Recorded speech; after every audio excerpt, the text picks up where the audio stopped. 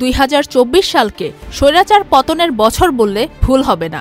সমগ্র বিশ্বেই যেন স্বৈরাচার পতন এবং পলায়নের একটি সংস্কৃতি গড়ে উঠেছে এই 24-এ।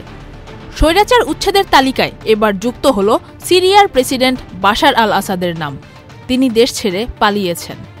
সিরিয়ার বিদ্রোহীরা আসাদ সরকারের পতনের ঘোষণা দিয়েছেন। বিদ্রোহীরা বলেছেন, স্বেচ্ছাচারী শাসক আসাদ দেশ ছেড়ে পালিয়েছেন। আমরা রাজধানীকে বাশার আল আসাদ থেকে মুক্ত ঘোষণা করছি। যুদ্ধ পর্যবেক্ষণকারী একটি গ্রুপ জানিয়েছে, একটি ব্যক্তিগত বিমান দামেস্ক বিমানবন্দর থেকে উড়ে গেছে এবং সম্ভবত সেই বিমানেই প্রেসিডেন্ট আসাদ ছিলেন। প্রত্যক্ষদর্শীরা বলছেন, দামেস্কের প্রধান স্কয়ারে হাজার হাজার লোক গাড়িতে করে এবং পায়ে হেঁটে হেঁটে এসেছেন। তারা হাত নাড়ছেন এবং স্বাধীনতা বলে স্লোগান দিচ্ছেন। বিদ্রোহীরা আরও জানায়, তারা সিরিয়ার জনগণের সঙ্গে তাদের বন্দীদেরও মুক্ত করেছেন এবং তাদের শেকল ভেঙে অবিচারের যুগের সমাপ্তি ঘোষণা করেছেন। আসাদ সরকারের নিপীড়নের শিকার শত শত মানুষ যারা কারাবন্দী ও বাড়িঘর ছেড়ে পালিয়েছিলেন, তারা এখন নিশ্চিন্তে বাড়ি ফিরতে পারেন।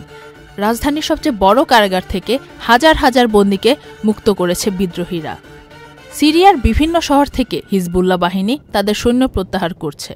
সিরিয়ার প্রয়াত রাষ্ট্রপতি হাফিজ আল আসাদের ছেলে ও বর্তমান রাষ্ট্রপতি বাশার আল আসাদ 2000 সালের এক গণভোটে সিরিয়ার রাষ্ট্রপতি পদে বহাল হন।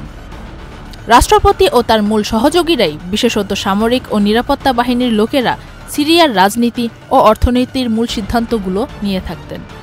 প্রায় 24 বছরের শাসনামলে বাশার আল আসাদ সংস্কারপন্থী থেকে ঠিক কখন যে স্বৈরাচারে রূপান্তর হলেন তা প্রত্যেকটা সিরিয়ার নাগরিকের দীর্ঘশ্বাস জানে।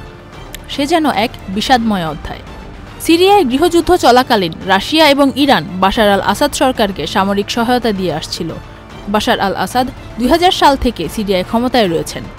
এর আগে তার বাবা হাফিজ আল আসাদ 29 বছর দেশটি শাসন করেছিলেন। Faria Ahmed, channel I.